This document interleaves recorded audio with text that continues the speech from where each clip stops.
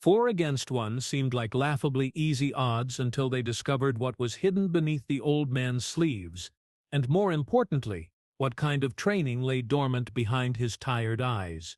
Victor McKenzie had been quietly counting all evening. Not drinks, though he'd had 3 Budweisers over the past 2 hours, but something far more significant. The hash marks, tattooed on his arm, represented 56 confirmed kills accumulated across 30 years of Navy SEAL operations, each one verified, documented, and seared into his memory, along with the faces of the men who hadn't been fast enough, smart enough, or lucky enough to survive their encounter with America's most lethal operator. The 4 college bullies thought they were picking on a defenseless old man whose best days were decades behind him. They wanted to start a fight with someone they assumed couldn't fight back. They had no idea they'd just challenged a man who'd ended more lives than they had years on Earth, whose reflexes had been honed in the world's most dangerous places, whose muscle memory still retained techniques designed to kill quickly and silently. And what made their situation exponentially worse was the fact that his SEAL brothers, men who'd served alongside Victor in operations that officially never happened, were already on their way to Murphy's Tavern, because in the Brotherhood of Naval Special Warfare, you never let a teammate face trouble alone, even if that trouble seems insignificant, even if that teammate insists he can handle it himself. If you believe some men carry their wars with them long after the battles have ended, and some bonds forged in blood can never be broken, stay with this story, because what happened next at Murphy's Tavern will remind you that warriors don't retire. They just wait for the right moment to remind the world who they really are. Murphy's Tavern wasn't much to look at. A dive bar on the wrong side of Millfield, Virginia, where the beer was cheap, the lighting was dim, and the clientele preferred to be left alone. The kind of establishment where working men came to forget their troubles and old-timers nursed decades-old wounds in comfortable silence. Victor Reaper McKenzie had been coming here every Friday night for 8 years, ever since he'd settled in this quiet town after 3 decades of service that officially didn't exist. At 78, he looked like countless other old men who frequented places like Murphy's, weathered face carved by time and harsh weather, steel-gray hair that needed cutting, hands that trembled slightly when he lifted his beer to lips that had spoken orders in a dozen foreign countries. To the casual observer, Victor was just another aging veteran, probably living on a modest pension, filling his lonely evenings with cheap beer and ESPN highlights.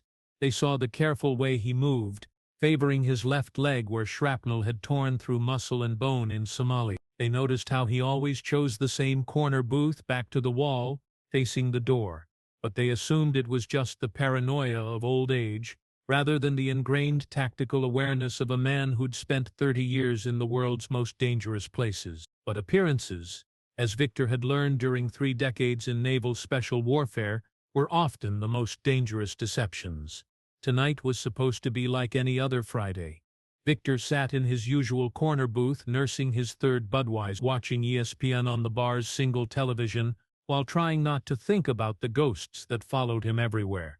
Faces of brothers who hadn't made it home, missions that had gone sideways, choices made in split seconds that had changed the course of history in ways the public would never know.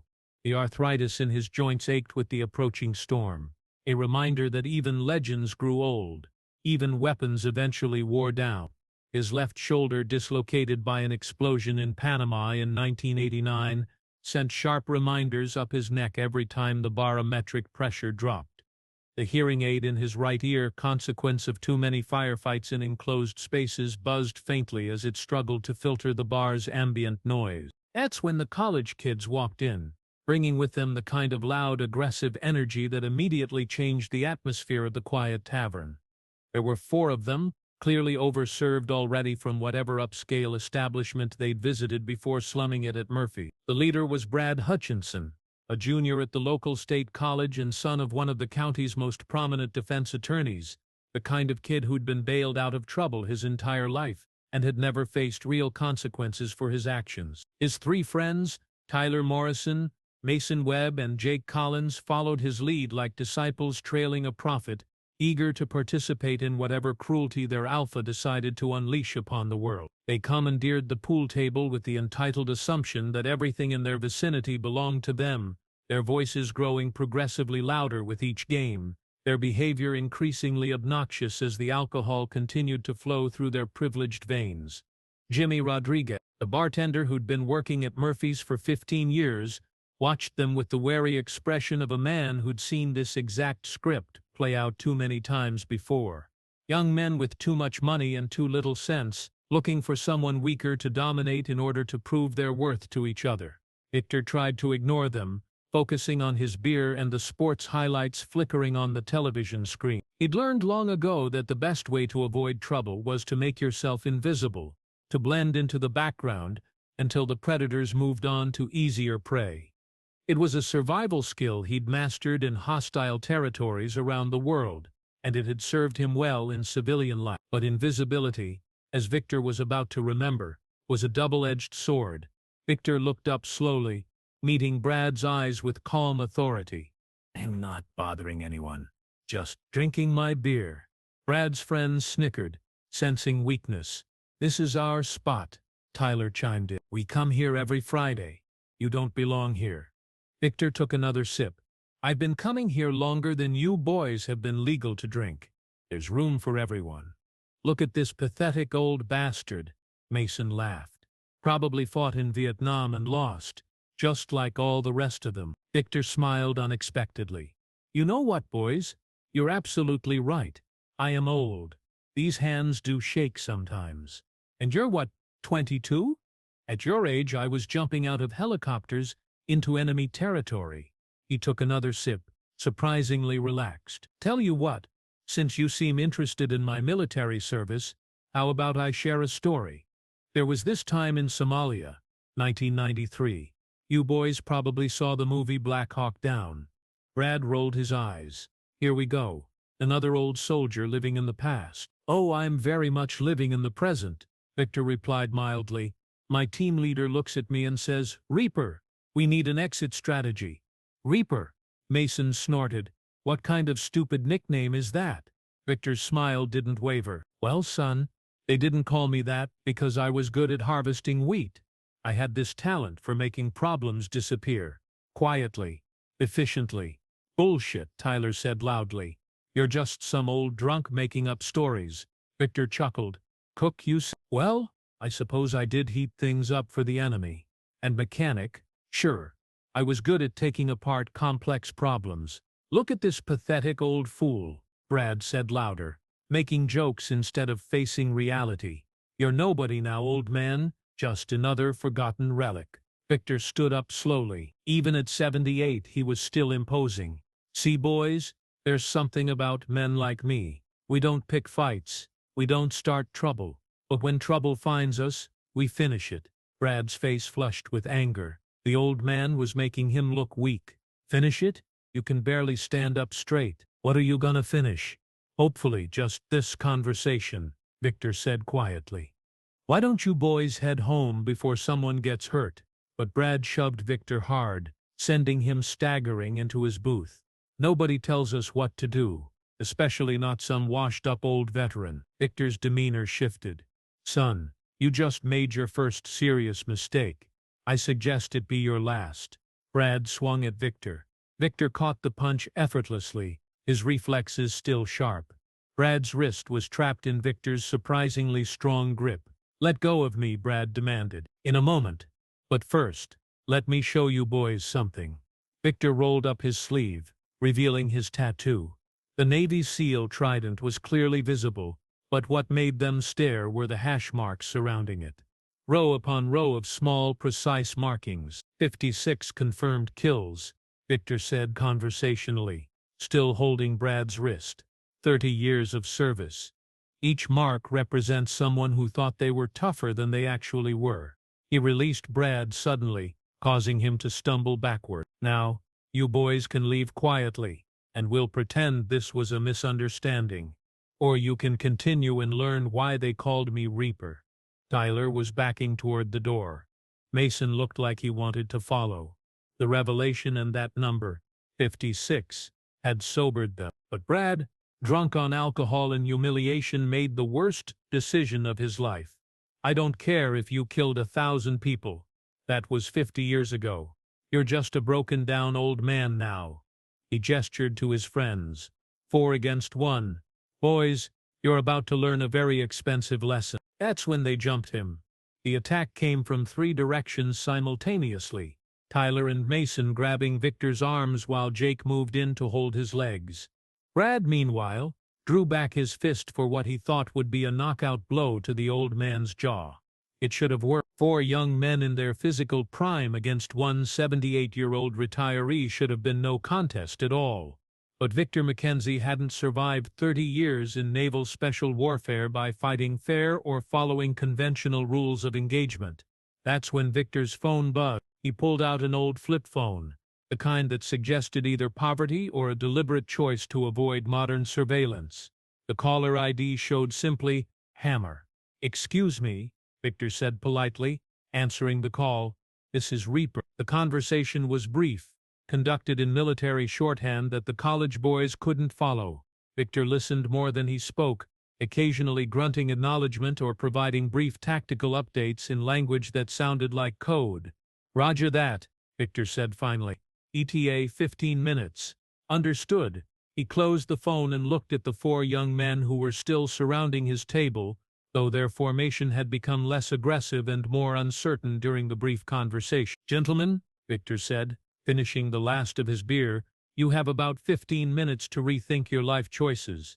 My friends are on their way, and they don't like it when people threaten their teammates." Brad laughed, but it sounded forced. "Friends? What friend? You're just a lonely old drunk." Victor smiled for the first time that evening, and it wasn't a pleasant expression. "SEAL Team 4, circa 1985 to 1992, we served together in Panama, Somalia, and places you've never heard of. 7 of us survived long enough to retire. 3 live within 50 miles of here, and when one of us calls for backup, the others come running."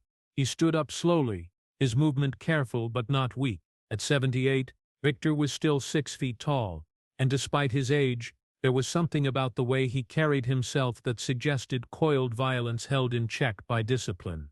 "Now you boys can leave quietly, and we'll call this a misunderstanding. Or you can stay and explain to my friends why you thought it was a good idea to threaten a man who's killed more people than you have fingers and toes." For a moment, it looked like intelligence might prevail over pride. Tyler was already backing toward the door, and Mason looked like he wanted to follow. Even Jake seemed to be reconsidering his position. But Brad, drunk on alcohol and toxic masculinity, made the worst decision of his young life. He swung at Victor. What happened next took less than 3 seconds, and demonstrated why the Navy spent millions of dollars training men like Victor to be living weapons. Victor slipped the punch with minimal movement, letting Brad's fist pass inches from his face while simultaneously stepping inside the younger man's guard. His left hand captured Brad's extended arm at the wrist, his right hand found the pressure point at the base of Brad's neck, and suddenly the college student was face down on the floor with his arm twisted behind his back at an angle that suggested dislocation was imminent. "Son," Victor said, conversationally, applying just enough pressure to make Brad gasp in pain, "that was your one free shot. I suggest you use the next 14 minutes to think about whether you want to be conscious when my friends arrive." Tyler, Mason, and Jake stood frozen, staring at their leader, writhing on the floor under the control of a man they'd dismissed as harmless seconds earlier. "Let him go," Tyler shouted, pulling out his cell phone. "I'm calling the cops." "Good idea," Victor replied, maintaining his hold on Brad's arm while reaching for his own phone. "While you're doing that, I'll call my friends and tell them to bring the body bags." He was bluffing, of course. Victor had no intention of killing 4 drunk college students, even if they were too stupid to realize they were outmatched. But psychological warfare was as much a part of SEAL training as marksmanship, and sometimes the threat of violence was more effective than violence itself. The bluff worked. Mason was already heading for the door, and Jake was right behind him. Tyler hesitated, loyalty to his friend warring with self-preservation. "You can't just," Tyler began. "I can do whatever I want," Victor interrupted, his voice carrying the flat authority of command. "I've killed enemy combatants in 12 different countries. I've ended lives of men who were younger, stronger, and better trained than any of you. The only reason you're still breathing is because I choose to let you breathe." That's when the sound started. Low, rhythmic, mechanical. The unmistakable throb of motorcycle engines, but not the high-pitched whine of sport bikes. These were deeper, more powerful. The sound of machines built for endurance rather than speed. Through the bar's front window, headlights became visible. Not the single beam of cars, but the paired lights of motorcycles traveling in formation. "Right on time," Victor said, releasing Brad's arm and stepping back. The college student rolled away, cradling his injured arm and staring at Victor with a mixture of fear and confusion. 3 Harley-Davidsons pulled into Murphy's parking lot, their riders dismounting with the fluid coordination of men accustomed to operating as a unit. Even in civilian clothes, leather jackets, jeans, boots, there was something unmistakably military about the way they moved. The bar's front door opened and Frank "Hammer" Rodriguez walked in first. At 72, he still carried himself like the explosives expert he'd been for 25 years, his eyes sweeping the room with tactical precision. Behind him came Mike "Doc" Patterson, the team's former medic, and bringing up the rear was Sam "Prophet" Williams, whose skills with communications and surveillance had kept them all alive through more missions than any of them cared to count. "Reaper," Hammer said, simply nodding to Victor. "Heard you were having some trouble with the local wildlife." Victor gestured to the 4 college students who were now clustered together near the pool table like sheep facing a pack of wolves. "Nothing I couldn't handle, but I thought you might want to meet the boys who thought it would be fun to threaten an old SEAL." Doc Patterson looked at Brad, who was still holding his arm, and shook his head. "Kid, you have any idea who you just tangled with?" Brad's voice came out as a croak. He's just an old man." "That old man," Prophet said, his voice carrying the quiet menace of someone who'd spent decades in the intelligence community, "has more confirmed kills than the rest of us combined. They called him Reaper for a reason, and it wasn't because he was gentle." Hammer pulled out his phone and showed the screen to the college students. "This is Victor's service record. What we're allowed to show civilians anyway. 3 decades, multiple theaters of operation, decorations up to and including the Navy Cross. The man you just attacked is a living legend." Tyler found his voice. We didn't know." "That's the point," Doc said. "Men like Victor don't advertise what they've done. They just live quietly, trying to forget the things they had to do so people like you could grow up safe and free." Victor held up a hand, stopping his friend's lecture. "They're just kids, making stupid mistakes. No harm done." But Hammer wasn't finished. He walked over to Brad, who was still nursing his injured arm, and crouched down to eye level. "Son, I'm going to give you some free advice. See that tattoo on Victor's arm? Those aren't tally marks from a video game. Each one represents a human being who made the mistake of threatening Americans or American interests. Each one was verified by command, recorded in files that are still classified, and remembered by a man who spent 40 years trying to forget." He stood up, his voice carrying throughout the bar. "Now you can learn from this experience and become a better person, or you can continue being the kind of entitled little shit who thinks age equals weakness. But if you choose option 2, and if we ever hear that you've bothered Victor again, we'll teach you the difference between playground bullying and real violence." The threat wasn't delivered with raised voices or dramatic gestures. It was stated as simple fact, which made it infinitely more terrifying than any amount of bluster. Brad struggled to his feet, his face pale with pain and fear. "We're sorry," he whispered. "We didn't know. We'll never. We're sorry." "Apology accepted," Itter said, his tone surprisingly gentle. "Now get out of here before you do something else stupid." The 4 college students didn't need to be told twice. They fled Murphy's Tavern like their lives depended on it, which Victor reflected they probably did. Jimmy the bartender emerged from behind the bar, where he'd taken shelter during the confrontation. "Jesus, Victor, I knew you were military, but I had no idea." "Most people don't," Victor replied, settling back into his booth. "And that's how I prefer it." His 3 friends joined him at the table, and Jimmy brought over a round of beers. For the next hour they sat and talked about safer subjects: grandchildren, fishing, the weather, just four old men sharing drinks and memories. But anyone watching closely would have noticed that they still sat with their backs to the wall, still faced the door, still moved with the controlled precision of men who'd spent their lives in harm's way. Because some training never fades, some bonds never break, and some warriors never truly retire. They just wait patiently for the world to remind them that evil still exists, that bullies still prey on the innocent, and that sometimes the only thing standing between civilization and chaos is an old man with shaky hands and a tattoo full of secret. When the evening finally ended and Victor prepared to leave, Hammer walked him to his truck. "You okay, Reaper?" he asked. "You seemed pretty calm for someone who just got jumped by four punks." Victor smiled, starting his engine. "Hammer, after 30 years of hunting terrorists and drug lords, four drunk college kids hardly register as a threat. Still," Hammer said, "you call if you need us. Brotherhood doesn't expire." "I know," Victor replied. "Thanks for coming." As he drove home through the quiet streets of Millfield, Victor thought about the evening's events. Part of him regretted that the confrontation had happened at all. He'd spent 8 years trying to blend in, to be just another retiree living out his golden years in peace. But another part of him, the part that had earned 56 hash marks and the call sign Reaper, felt something he hadn't experienced in years. The satisfaction of reminding the world that some old dogs still had teeth. The next Friday, Victor returned to Murphy's Tavern at his usual time. The college students were nowhere to be seen, and Jimmy the bartender treated him with a new level of respect that was both gratifying and slightly uncomfortable. Victor ordered his usual Budweiser and settled into his corner booth, watching ESPN and trying not to think about the ghost. But tonight, the memories felt less like a burden and more like a reminder of who he'd been, what he'd accomplished, and why it mattered.